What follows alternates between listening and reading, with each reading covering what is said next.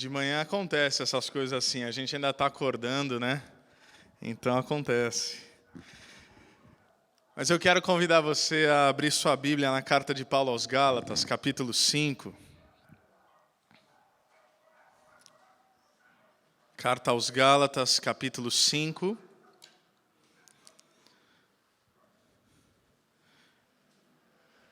A porção dessa manhã está lá nos versículos 1 a 12.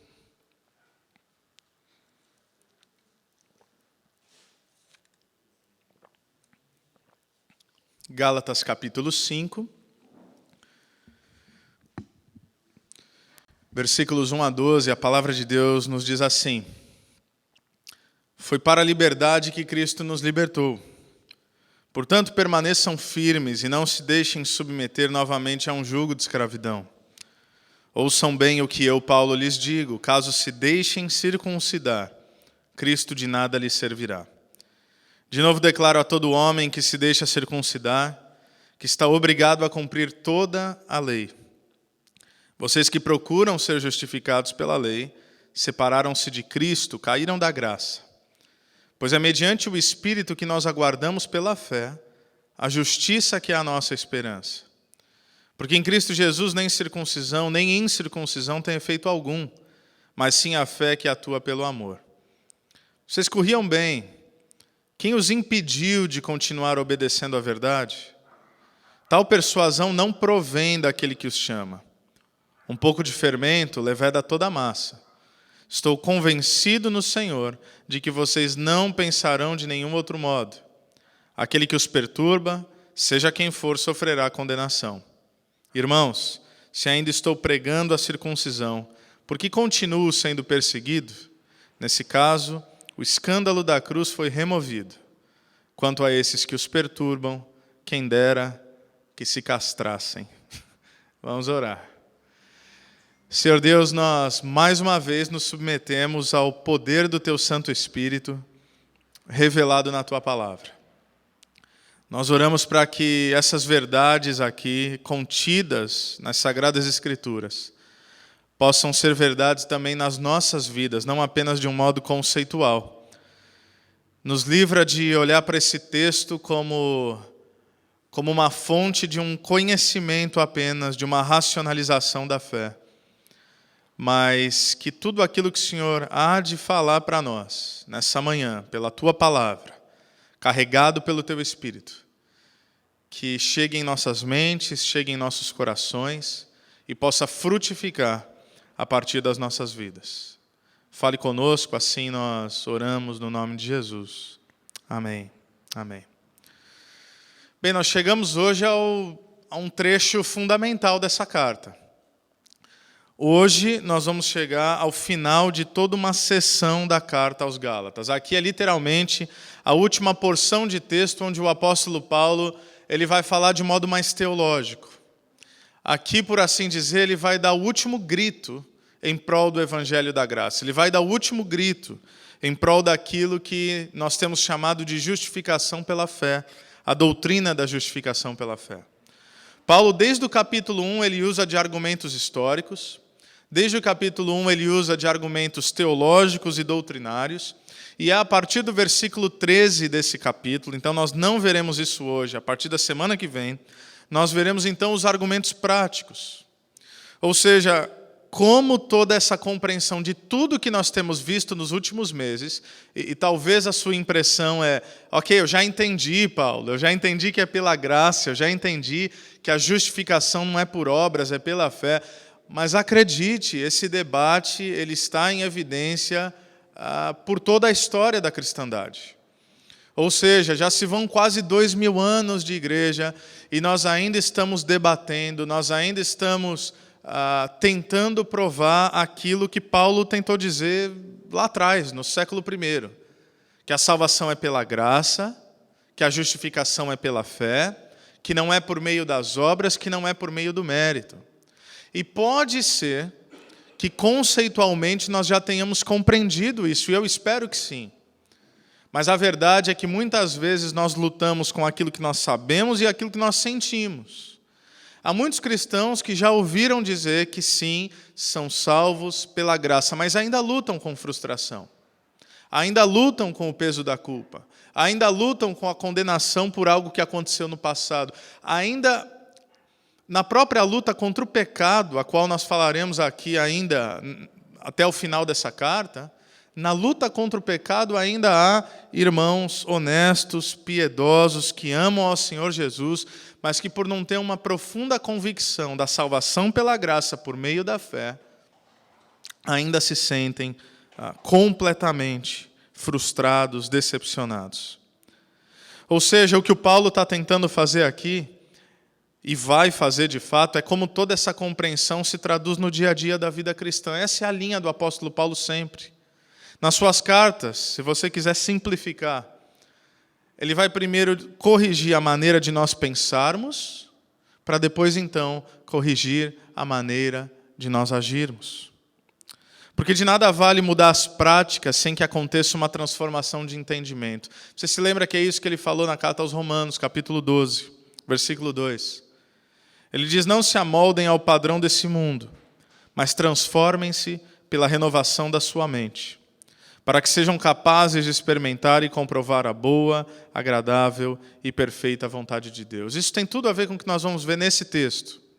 A religião tenta mudar as práticas, o evangelho tenta mudar o entendimento, para que então as práticas sejam transformadas. Essa é a ordem. E é isso que ele diz no versículo 1 já. Foi para a liberdade que Cristo nos libertou. Portanto, permaneçam firmes e não se deixem submeter novamente a um jugo de escravidão. Então aqui o Paulo está tentando, de certa forma, resumir tudo o que ele disse nessa carta. Ele está dizendo, Cristo os libertou, e parece tão óbvio, parece repetitivo, parece até que Paulo não está construindo muito bem as frases, mas a ênfase dele é essa. Cristo libertou vocês para que vocês vivam em liberdade. Tá, ok. Se ele libertou, é claro que é para viver em liberdade. Parece algo óbvio. Mas o que o Paulo está querendo dizer aqui é que liberdade não é necessariamente algo experimentado por todo cristão. Certamente não estava sendo experimentado pelos cristãos na Galácia. Porque a liberdade a qual Paulo fala aqui é primeiramente uma liberdade de consciência. É ser liberto dessa terrível tentativa de tentar ser aceito por Deus através das obras. É ser liberto da culpa gerada pela consciência da nossa incapacidade em cumprir a lei. É o pavor que é gerado quando nós percebemos que nós não somos e nem jamais seremos bons o suficiente. E a maneira como Paulo escreve aqui, ele traz algumas implicações que eu gostaria de ver com você. Primeiro, ele propõe o status da nossa liberdade. Ele diz que nós fomos libertos. Isso é uma realidade. Não é que nós seremos libertos, é que nós já fomos libertos. Em segundo lugar, ele propõe a fonte da nossa liberdade. É Cristo Jesus. Em terceiro lugar, ele fala da possibilidade de nós não desfrutarmos dessa liberdade. O que ele diz? Portanto, permaneçam firmes e não se deixem submeter novamente. O que isso diz para nós? Que isso demanda intencionalidade. Que não fomos nós que conquistamos essa liberdade, Cristo conquistou essa liberdade, mas nós precisamos escolher viver nessa liberdade conquistada por Cristo. Nós precisamos desfrutar daquilo que Cristo nos deu pela sua graça. Qual seria a outra opção, além dessa? O texto nos diz, um jugo de escravidão.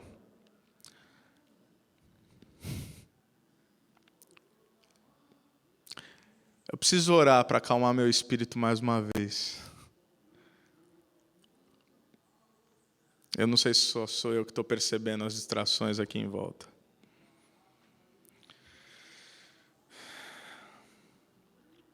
Eu vou orar e peço que vocês orem também. Deus, nós clamamos a Ti para que nada nos atrapalhe naquilo que o Senhor tem a dizer através da Tua palavra.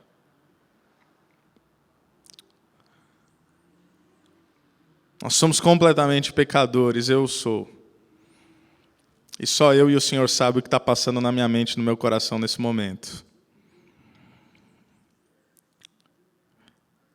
Então, nesse momento, eu quero, tanto eu quanto meus irmãos, nos submetermos ao poder do Teu Espírito, nos prostrarmos diante da cruz, reconhecendo que é o Senhor que conduz as nossas vidas e é o Senhor que nos conduziu, sobretudo até esse momento da Tua Palavra. Nós clamamos, Senhor, para que qualquer distração não ganhe nossas mentes e corações. Nós clamamos para que sejamos constantemente relembrados de que nossa luta não é contra a carne ou contra a sangue, nossa luta não é contra pessoas, mas contra as hordas do mal e da maldade. Estamos numa batalha espiritual, constantemente. E, sem dúvida alguma, o inimigo não deseja que nenhum de nós, essa manhã, sejamos ministrados plenamente pela Tua Palavra. Nós clamamos para que Teu Espírito fale, Teu Espírito ministre em nossas vidas. Clamamos para que a nossa atenção esteja única e exclusivamente na Tua voz, única e exclusivamente no que o Senhor tem a dizer, única e exclusivamente na Tua Palavra. Acalma nosso espírito, a começar por mim, e que o Senhor possa nos ensinar um pouco mais sobre o que é essa vida proposta pelo Evangelho da Graça. Assim nós oramos no nome de Jesus. Amém. Amém. Qual é a outra opção, se não viver pelo Evangelho da Graça? O Paulo diz no versículo 1, um jugo de escravidão. E aqui eu quero que vocês pensem o jugo como aquilo que é colocado sob o lombo do boi. Então, você coloca aquilo ali para que ele possa fazer o seu trabalho. Mas esse jugo ele é pesado. Ele restringe, ele incomoda, ele limita, ele leva à exaustão. Mas no final do dia, quando aquele jugo é tirado, o que acontece? Quer dizer que o trabalho foi feito. Quer dizer que o peso é retirado. Quer dizer que agora esse animal ele pode se mover com liberdade, agora ele pode descansar. Em um outro momento, Jesus vai falar exatamente sobre isso, Mateus 11, versículos 28 a 30. Ele diz, venham a mim, todos os que estão cansados e sobrecarregados, e eu lhes darei descanso. Tomem sobre vocês o meu jugo e aprendam de mim, pois sou manso e humilde de coração. E vocês encontrarão descanso para as suas almas, pois o meu jugo é suave e o meu fardo é leve. Um teólogo chamado John MacArthur, ele diz o seguinte, que só existem de fato duas religiões no mundo. A religião da conquista humana e a religião da graça divina. Como é que eu sei em qual dessas duas eu tenho vivido? Simples. Diante da maneira como eu tenho tentado viver o Evangelho, a consequência disso é, eu me orgulho dos meus feitos espirituais ou eu me prostro humilhado diante da cruz de Cristo? O que essa tentativa de vida em Deus tem gerado na minha consciência e no meu coração? Se é orgulho, eu tenho vivido a religião dos homens. Se é humildade, no qual eu me prostro diante da cruz, de fato eu me entreguei ou permiti ser acolhido pela graça divina. Versículo 2, ouçam bem o que eu, Paulo, lhes digo, caso se deixem circuncidar, Cristo de nada lhes servirá. E aqui é o grande ponto que o Paulo quer trazer, ele vai trabalhar essa ideia no restante do texto. Ele vai usar o exemplo da circuncisão, mas poderia ser qualquer outro exemplo. Ele poderia falar, se vocês mantiverem a guarda do sábado, Cristo de nada lhes servirá. Se vocês quiserem cumprir os ritos do judaísmo, Cristo de nada lhes servirá. Se vocês quiserem manter toda a lei cerimonial dada a Israel e achar que isso é a base do seu relacionamento com Deus e que a partir disso você há de ser salvo, Cristo de nada lhe servirá. O que o Paulo está tentando dizer aqui para nós é que caso vocês dependam da ação da carne, seja o que for, seja circuncisão, seja sábado, não há espaço para a ação de Cristo. Isso nos mostra uma verdade, que é que o pensamento religioso ele sempre está preocupado com o lado de fora. Pode perceber, a religião ela não se preocupa com uma consciência que é gerada. Os patrulheiros da religião, por assim dizer, os fariseus de antes e os fariseus de hoje, eles só observam do lado de fora e eles apontam os dedos falando, aquele ali faz aquilo, aquele ali não faz aquilo. Por quê? Porque, na verdade, tudo que eles se preocupam não é a consciência gerada do lado de dentro, é o que parece do lado de fora. Você se lembra que Deus, já no Antigo Testamento, diante do profeta, ele traz uma lição que serve para nós ainda hoje. O homem vê a aparência, mas Deus enxerga o coração. O que isso significa, então? Que as nossas atitudes não importam? De modo nenhum. Mas significa que o Evangelho ele deseja mudar primeiro a natureza, para que então a nossa conduta seja transformada. O Nathan falou aqui no momento das contribuições e ele deu um exemplo. E por acaso eu não daria o exemplo semelhante, mas tem muito a ver com o que ele disse. E tem muito a ver com o nosso texto aqui, a ideia de consciência e a ideia de atitude meramente. Por exemplo, ao longo dos anos do ministério pastoral, não é incomum que alguém chegue até mim, e principalmente gente nova na igreja, chegue e pergunta assim, Diego,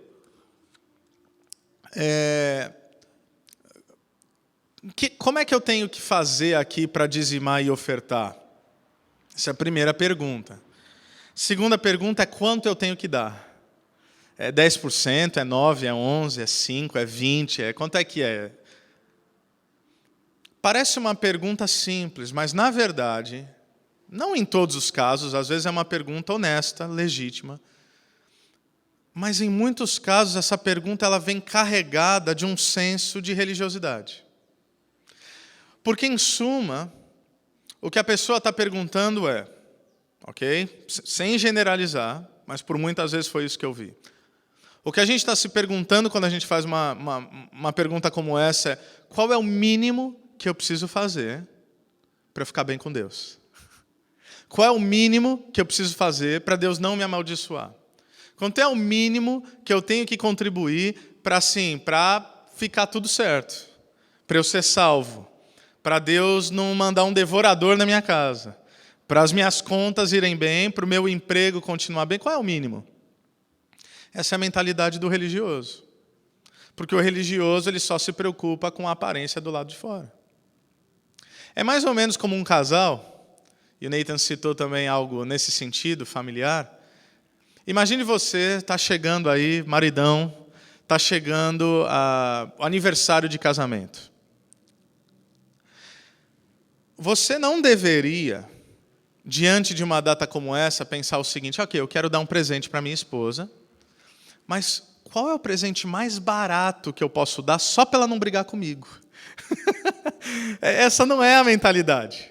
Qual é o presente mais barato que eu posso dar para ela não brigar comigo? Porque, em síntese, você está vivendo a partir não do amor, mas da obrigatoriedade. Ou seja, qual é o mínimo que eu preciso fazer para aplacar a ira da minha esposa?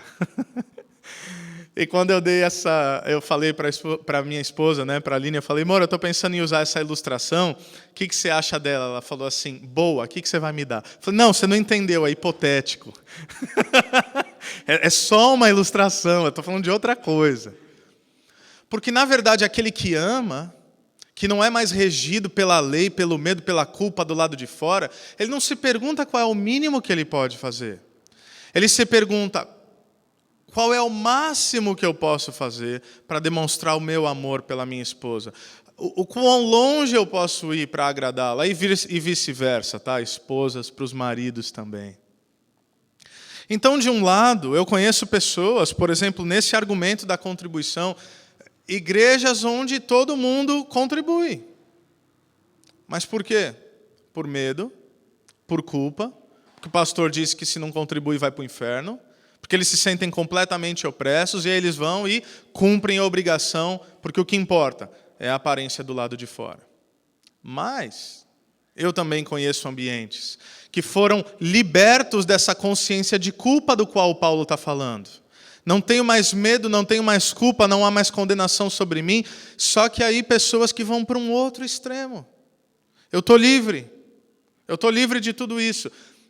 Mas a liberdade do Evangelho, é o que o Paulo vai falar nesse texto, não é uma liberdade que o isenta da responsabilidade, mas é uma liberdade que age a partir do amor.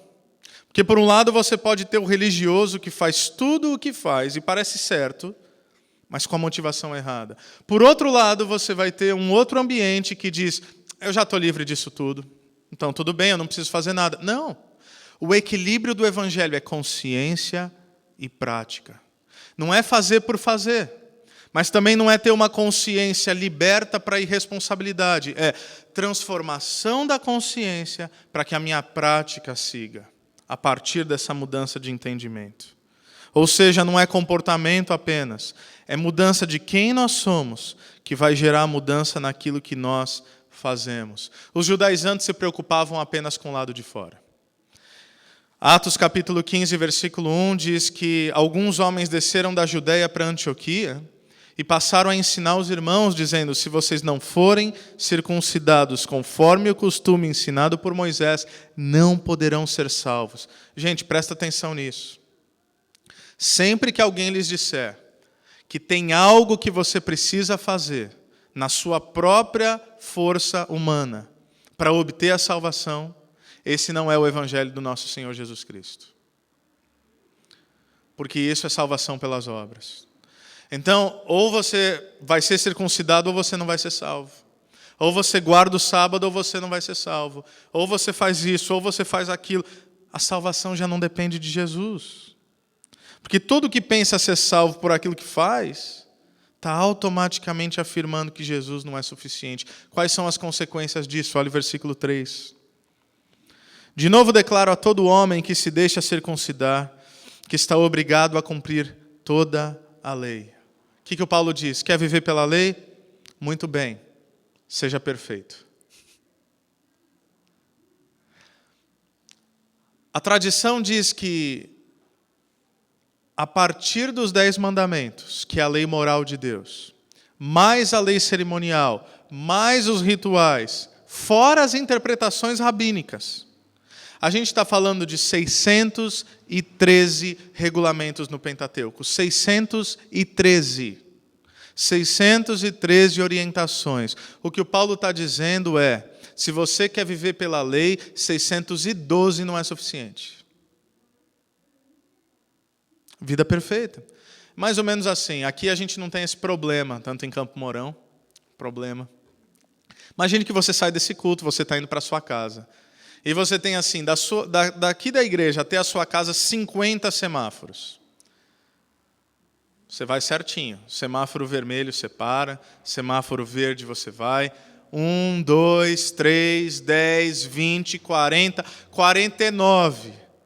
Aí está na esquina da sua casa, é o último semáforo. Ele está no amarelo, ele fica vermelho e você fura o semáforo. A lei diz o seguinte, não importa você ter passado corretamente por 49 semáforos, você vai ser punido por aquele que você furou. Essa é a lei.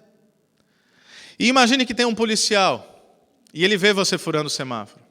E ele te para e ele fala, opa, o que está acontecendo aí? Você fala, o que está acontecendo o quê? Sou um cara bom, eu respeito o semáforo. Fala, então, não é o que eu vi. Você acabou de passar no vermelho.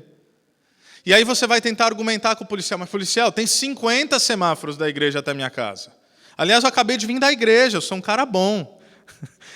Eu passei nos 49 certo, foi só esse que eu furei. Tem que ter um equilíbrio, né? Então, eu fiz mais coisas boas do que coisa ruim. 49 boas, uma ruim. Ele vai olhar para você e falar, documento do veículo, habilitação, por favor, estou te passando uma multa agora. Não interessa. Porque no rigor da lei, se você faz uma coisa errada, você é culpado por quebrar toda a lei. Você vai pagar a penalidade, você vai pagar a multa. Pastor Tiago, certa vez ele disse isso, é como se você, imagine se isso fosse possível, certamente não é. Você vive uma vida irrepreensível, você vive uma vida perfeita. Perfeita, você não peca.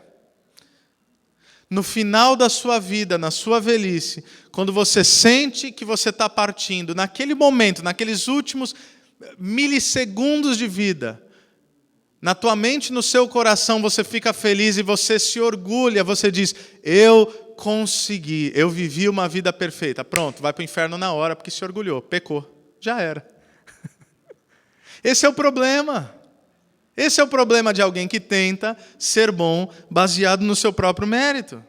Esse é o problema de alguém que tenta conquistar a salvação por aquilo que faz. Seja perfeito, não há outra alternativa, o Paulo está dizendo. Outras duas consequências no versículo 4. Vocês que procuram ser justificados pela lei, separaram-se de Cristo, caíram da graça. Separaram-se de Cristo, por quê? Escolheram Moisés. Caíram da graça. Por quê? Porque escolheram a lei como base do relacionamento com Deus. Pois é mediante, versículo 5, o Espírito, que nós aguardamos pela fé a justiça que é a nossa esperança. E é maravilhoso que o Paulo fala isso, porque esse é o alvo.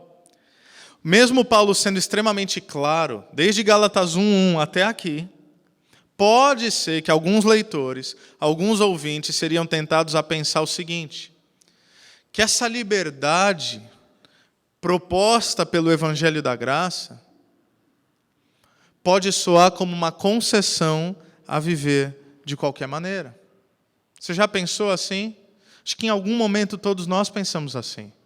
Principalmente se nós viemos de um contexto extremamente legalista, e aí a gente chega e a gente ouve a verdade sobre a graça de Deus, e aí por algum momento você pode ser tentado a pensar, não, mas então peraí, então não preciso fazer mais nada?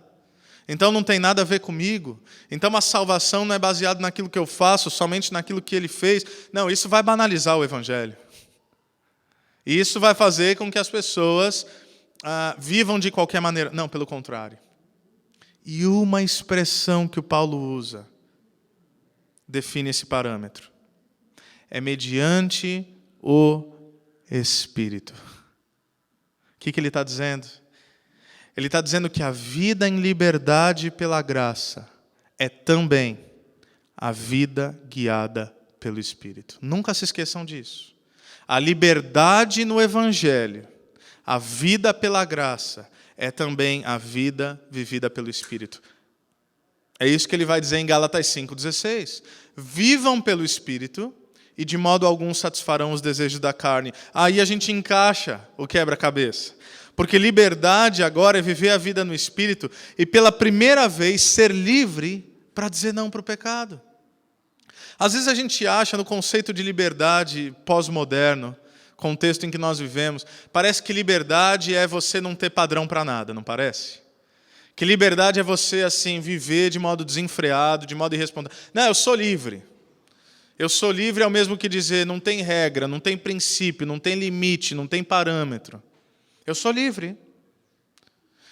Se você acha que liberdade é fazer tudo o que te dá na telha, você não entendeu que essa é a pior escravidão que existe.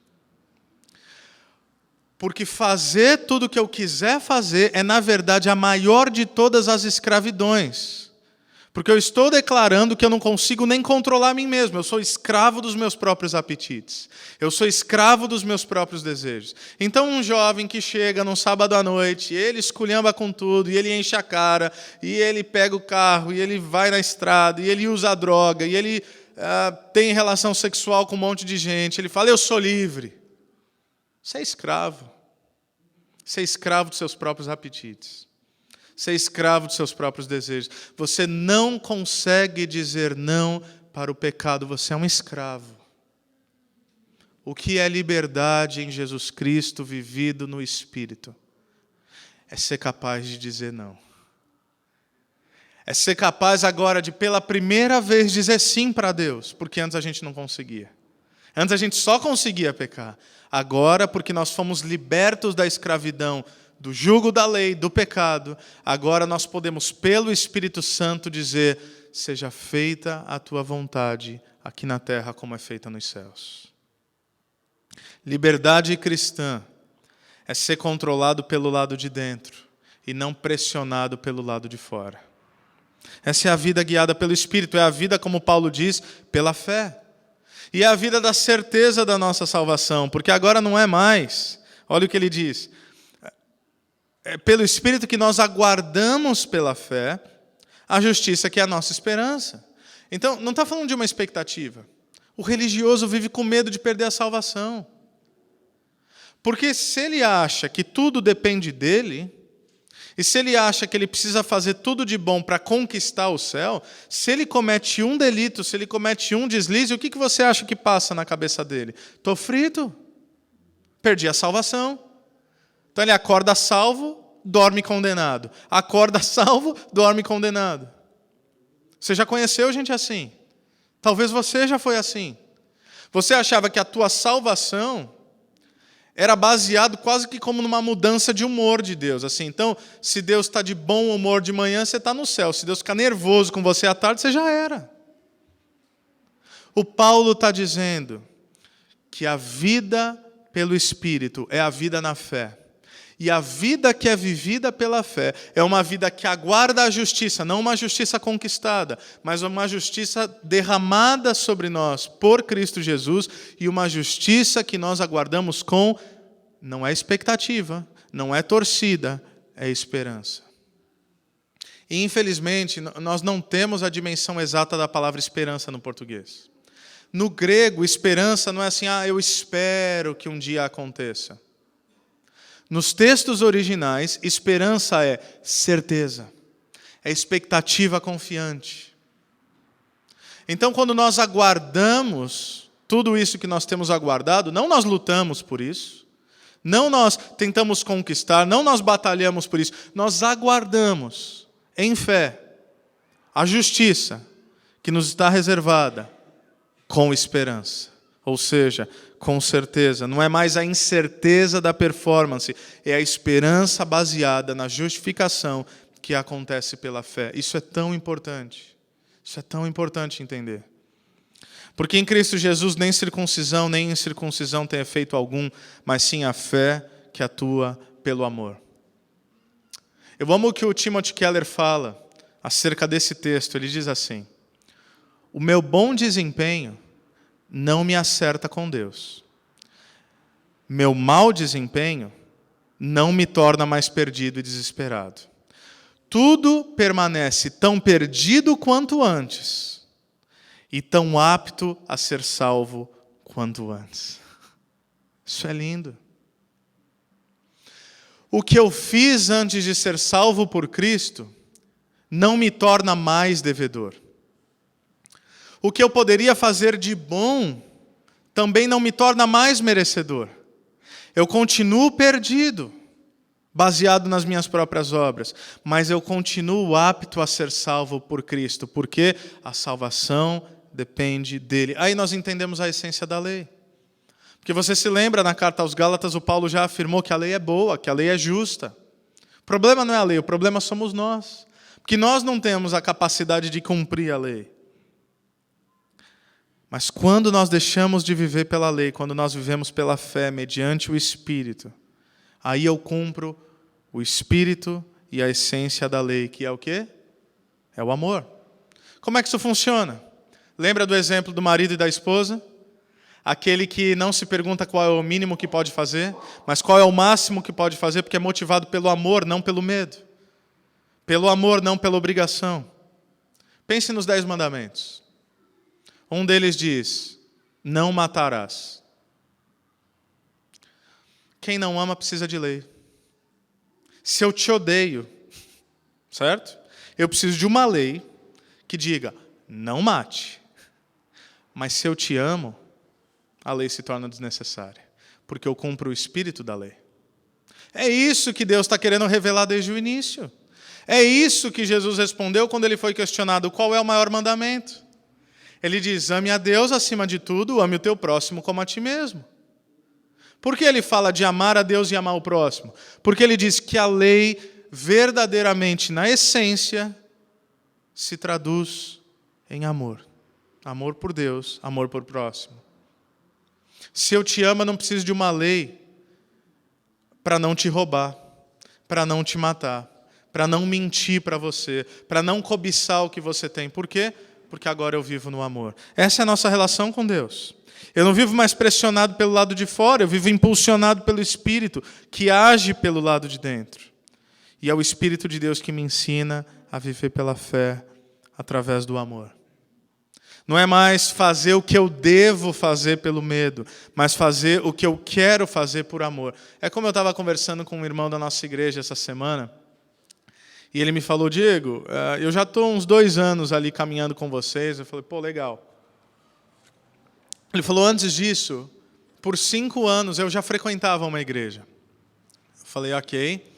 Ele falou, e claro que não é pela igreja, nem poderia ser, mas ele disse, é apenas nesses 2 anos, e não nos 5 anos anteriores, onde eu creio que eu realmente entreguei minha vida para Cristo, onde eu fui salvo. Eu falei, por que você diz isso? Ele falou, porque a dinâmica da minha vida com Deus mudou. Ele falou, antes me diziam que eu tinha que ler a Bíblia, mas eu não tinha vontade. Antes me diziam que eu tinha que orar, mas eu não orava. Antes eu estava todo domingo no culto, por 5 anos, mas honestamente eu não queria estar lá. Eu ia porque minha esposa queria ir, e aí para não deixar ela ir sozinha eu ia também. E eu ia porque eu tinha medo, porque vai que se eu não vou, assim, Deus fica meio mal-humorado comigo. Eu falei, e agora? Ele falou, cara, agora é diferente.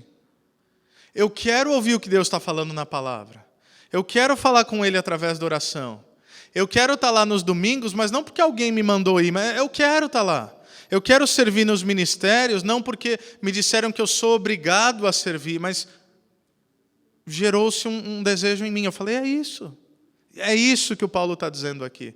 Não é mais o que eu devo fazer. Se você vive um evangelho baseado no que você deve fazer, eu sei que isso é uma afirmação forte, mas você não entendeu o evangelho. Você não entendeu o evangelho. Uma afirmação mais forte ainda. Você não conheceu verdadeiramente o Cristo do evangelho. Você conheceu o Jesus da religião, mas você não conheceu o Cristo do evangelho. Porque o Cristo do evangelho é aquele que nos muda de dentro para fora pelo poder do seu Espírito. É aquele que gera um desejo em nós e um desejo genuíno. Isso quer dizer que não vai haver esforço, que nós não temos que ser intencionais, que nós não temos que muitas vezes fazer aquilo que na nossa carne nós não queremos fazer? Não, claro que não é isso. Mas há um desejo genuíno gerado em nós. E aí o Paulo diz, vocês corriam bem.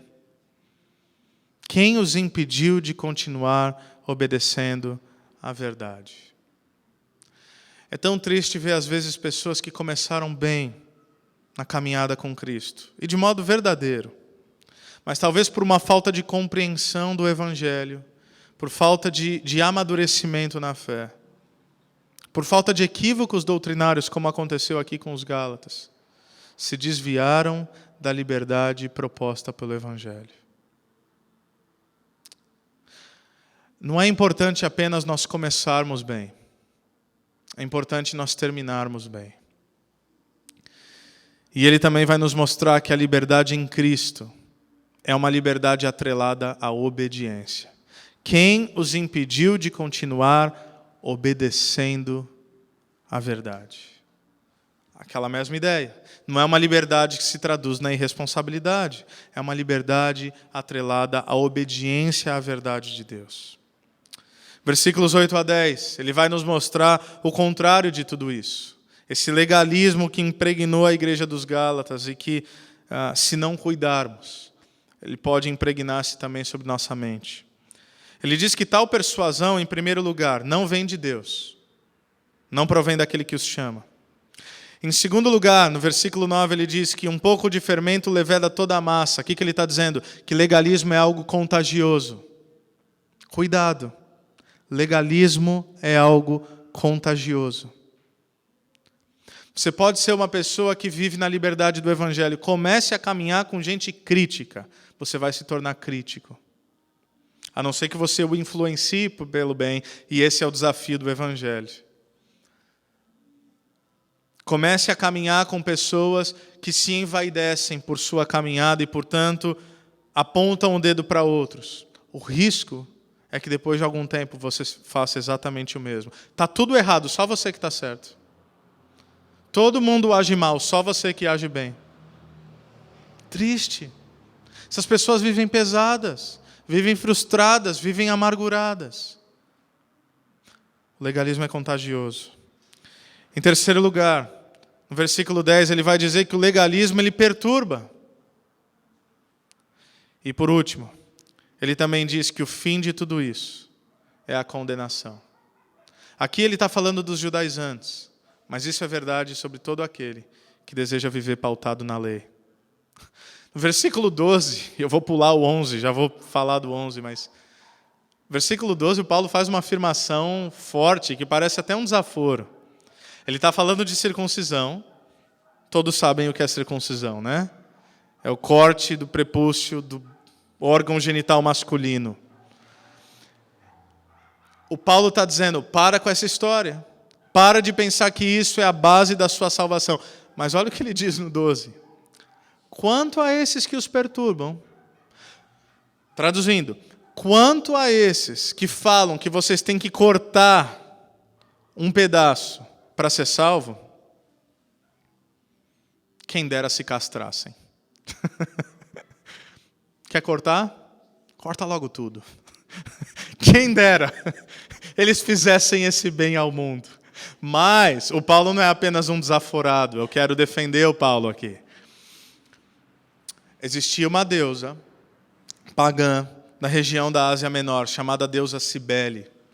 E os sacerdotes dessa deusa, eles se castravam. Então, de certa forma, o que o Paulo parece estar propondo não é apenas um desaforo a esses legalistas, mas o que ele está dizendo é, ok, vocês querem viver de modo contrário ao Evangelho, então vão logo para o paganismo. Então parem de se fingir que vocês estão seguindo a Deus, sigam outros deuses.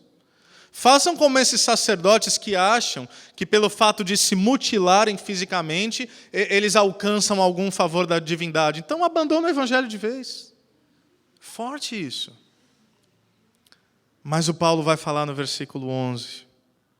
Irmãos, se ainda estou pregando a circuncisão, porque parece que esses caras falaram que o Paulo também concordava com isso.